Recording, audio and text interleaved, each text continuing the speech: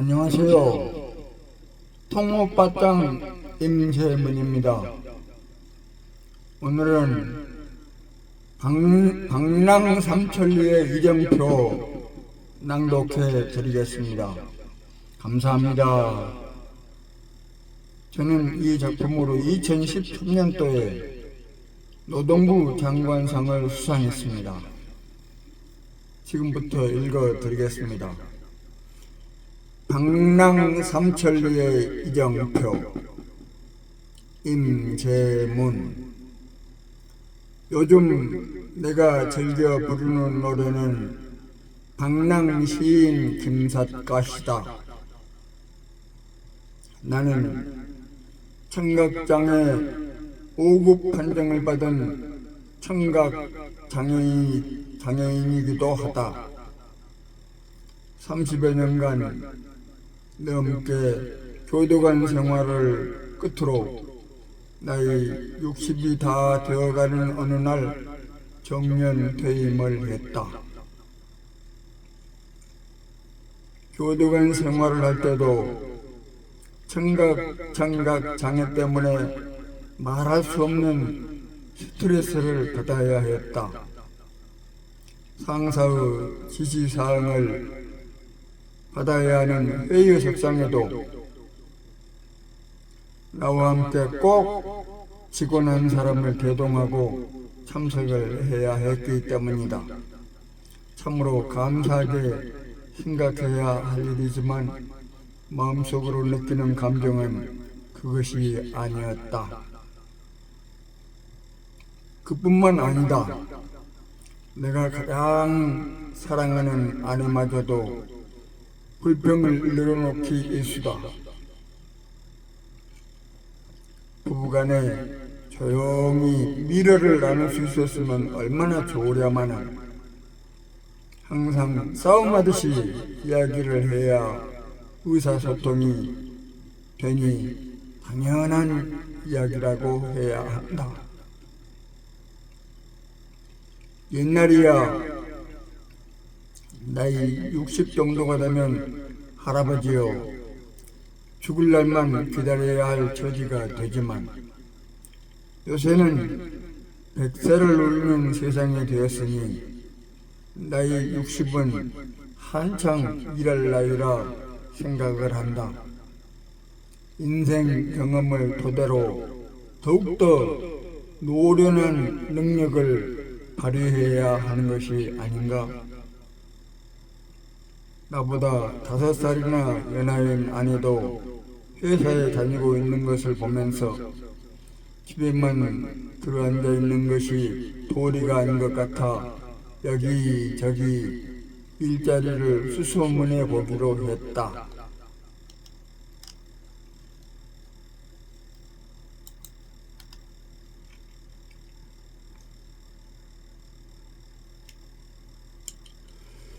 그러나 나 같은 청각장애인을 고용할 회사는 거의 없었다.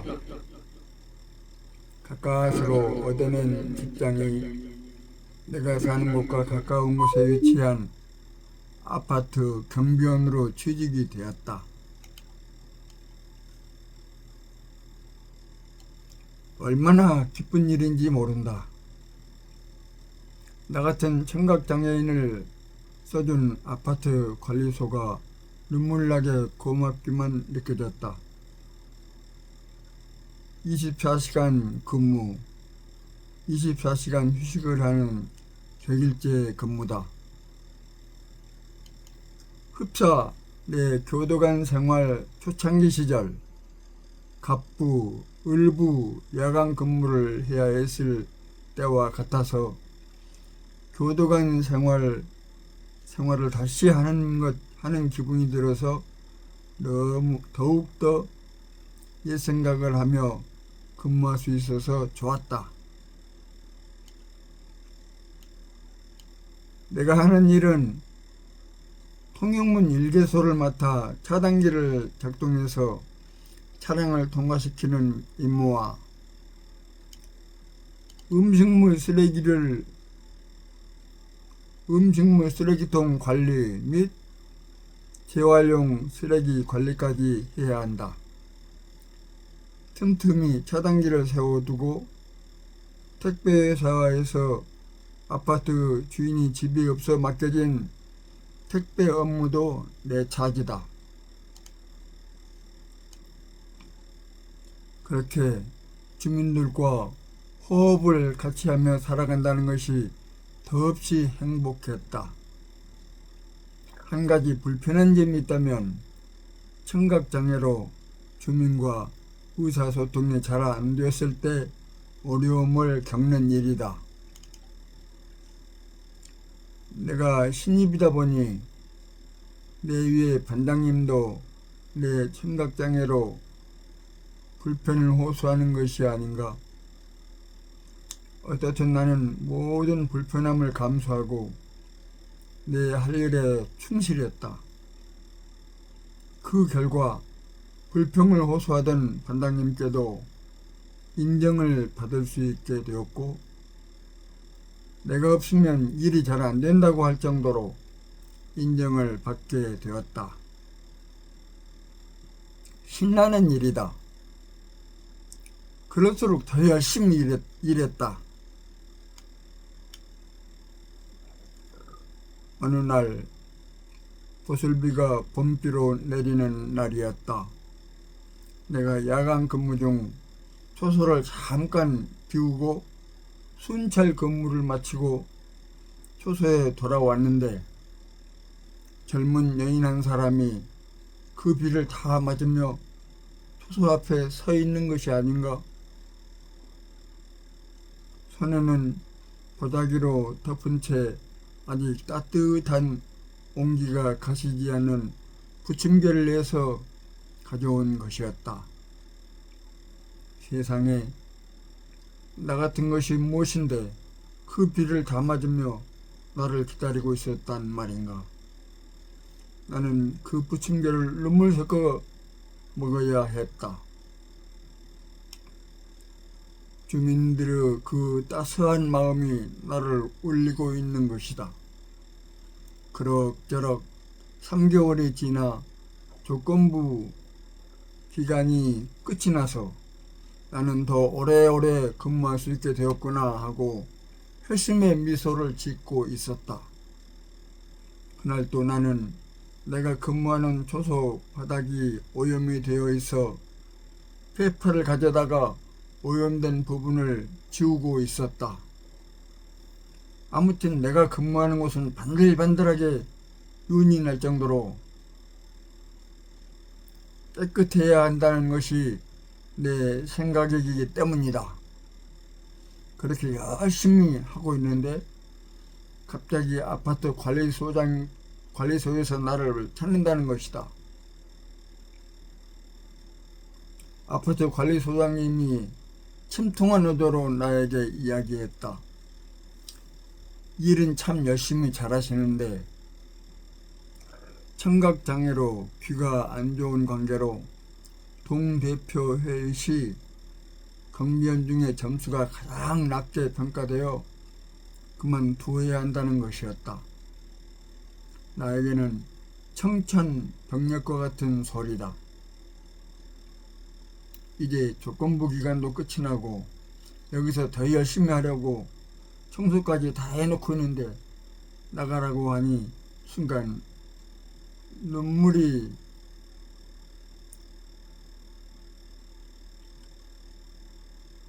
핑 돌았다. 그렇다. 믿지 못할 것이 사람들의 마음이구나. 나 있는 곳에서는 그렇게 칭찬을 아끼지 않더니 청각장애를 이유로 내몰리게 되는구나. 그 누구를 원망해야 한단 말인가. 나는 두말하지 않고 정년 퇴임 후 처음 얻은 직장을 뛰쳐나와야 했다.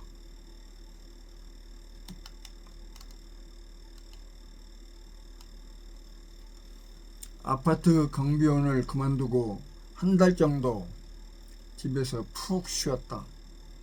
그동안 재활용 쓰레기 치우면서 무리했던 몸을 추스르기 위함이다. 몸도 많이 풀리고 또 집에만 붙어 앉아 있자니 좀이 쑤셔서 견딜 수가 없다. 그래서 또다시 방랑삼천리 돌아다니다가 가까스로 얻은 직장이 역시나 경비원이다.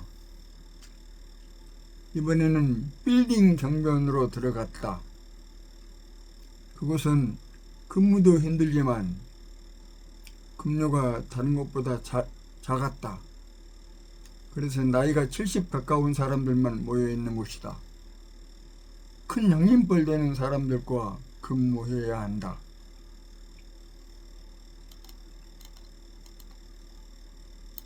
집에서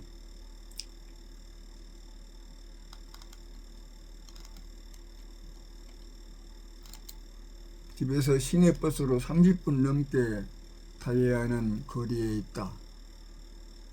그곳에서 내가 맡은 업무는 4층으로 된 거대한 주차장 관리와 보험회사를 비롯해서 수많은 회사가 입주해 있는 11층 건물의 빌딩 관리 업무다. 주간에는 주로 주차장을 관리하고 야간에는 빌딩 방범 업무를 해야 한다.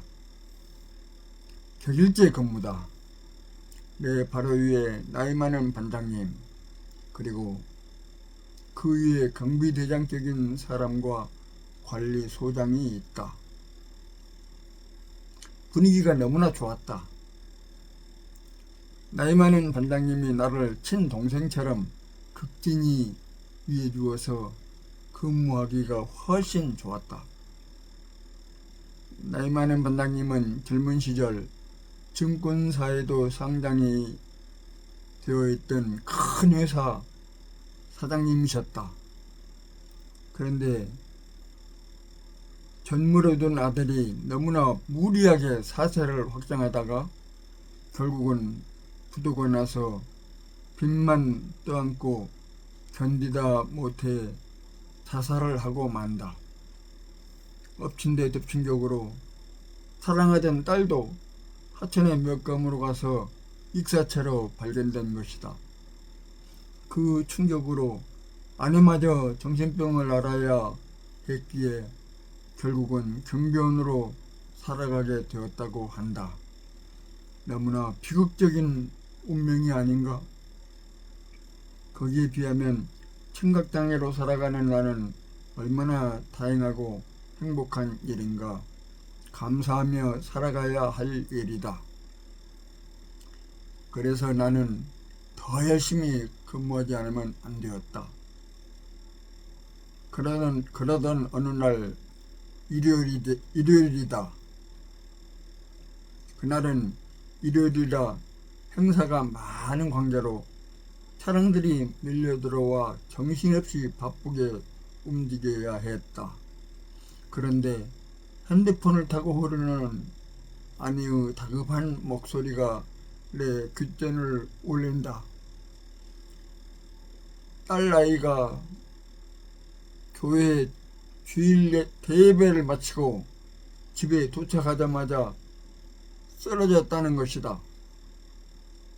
평소 심장이 안 좋아서 병원 신세를 지고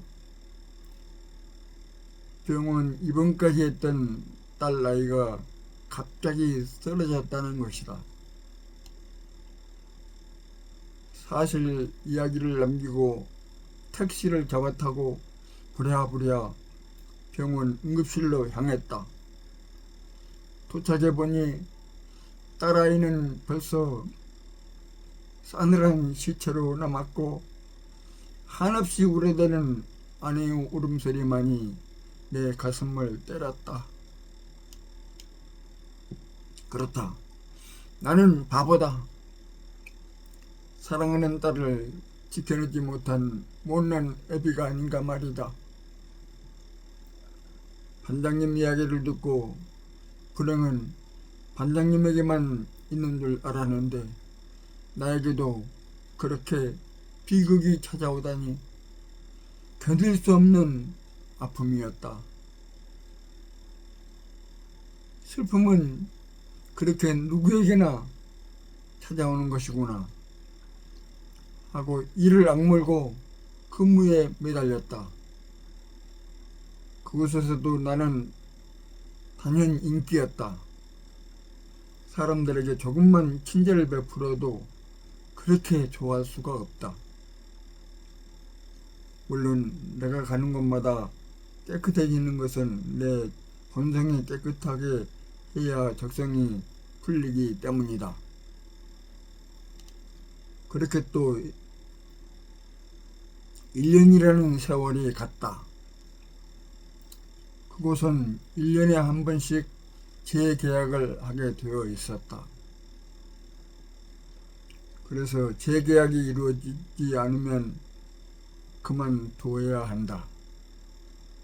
나는 아전 인수격으로 생각했다. 나이 많은 사람들이 많으니까 나이 순으로 끊으면 아마 나는 반장으로 남게 될 것이라는 생각이었다. 그런데 그것이 아니었다. 청각장애를 이유로 내가 또 구조조정 1순위가 된 것이다. 이 무슨 운명의 장난이라는 말인가? 그래도 그 충격은 첫 직장이었던 아파트 경비원 관둘 때보다는 작았다. 청각장애로 또 떠나야 하는구나 하고 생각했다. 그런데 이번에는 서운한 생각보다는 자신감이 있었다. 내가 그 정도 노력하면 어디 가서 못할 일이 무엇인가. 그래서 통보받은 그날 바로 구직 활동을 시작했다. 그 결과 면접에 당당하게 합격해서 해고 통보받은 그 이튿날부터 근무할 수 있게 되었다.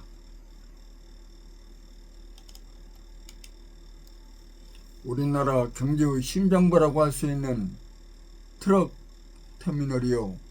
큰 회사다. 크고 작은 물류회사가 50여 개가 입주해 있는 회사.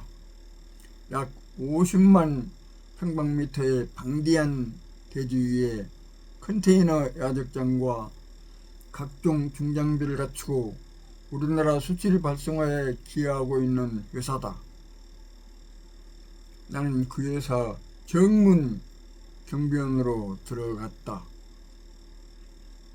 역시 100일째 근무이다.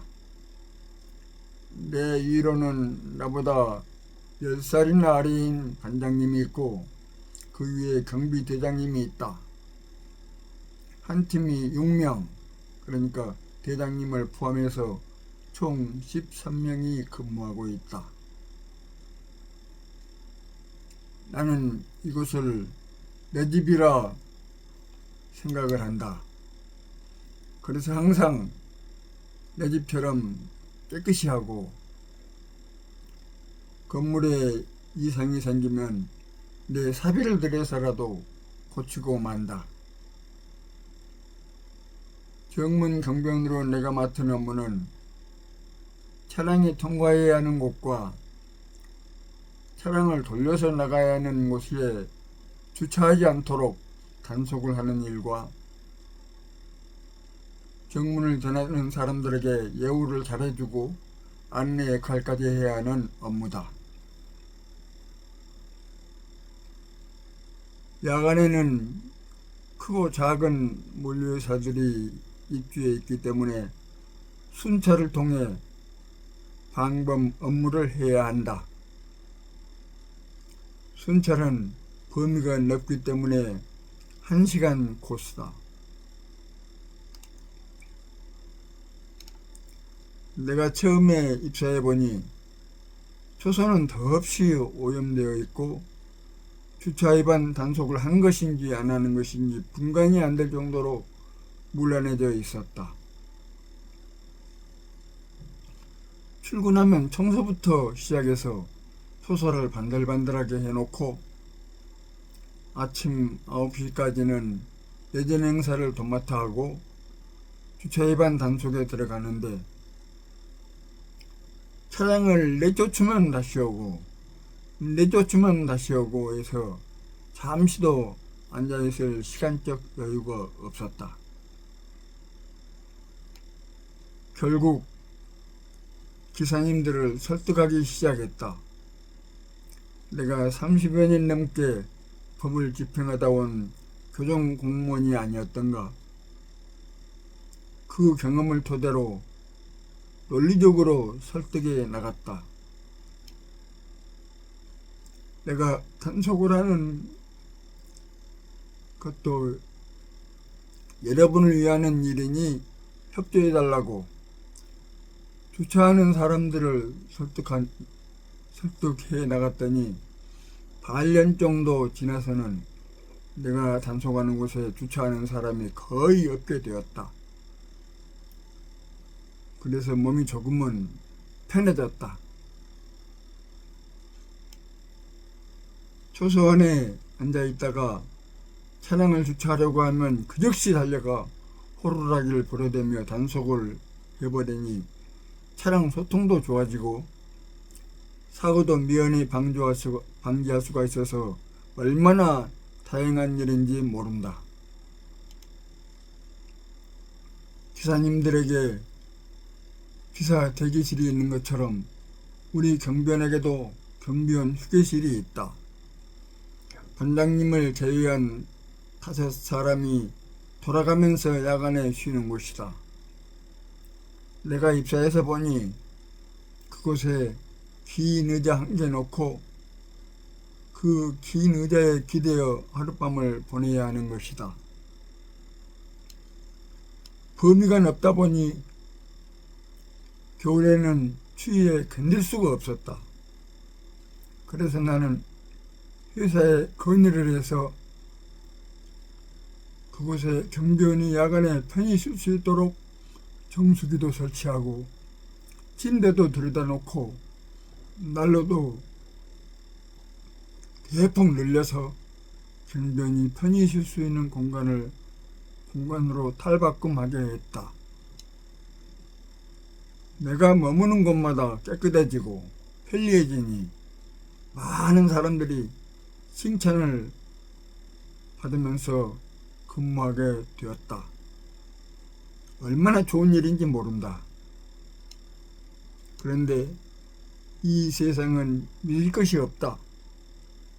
한 사람도 믿을 수 있는 사람이 없다는 것을 뼈저리게 느끼는 일이 발생했다. 또다시 청각장애를 이유로 강제 퇴임을 당한 것이다. 그토록 내가 모든 것을 올인했던 직장이 아니었던가. 또다시 방랑시인 김삿갓을 노래해야 한단 말인가. 그러나 나에게 다가온 이정표가 있었다. 방랑삼천리를 마감하는 이정표는 장애인 고용공단이다. 장애인을 위한 장애인에 의한 장애인 고용공단. 장애인 고용공단이야말로 나에게 있어서 영원한 이정표다. 그 장애인 고용공단을 통하여 새로운 직장에 취직이 되고 이제 더 이상 방랑삼천리를 노래하지 않아도 되었으니 말이다. 가장 안정된 내 직장을 향하여 나는 오늘 또 힘찬 발걸음을 내어 디는다. 감사합니다.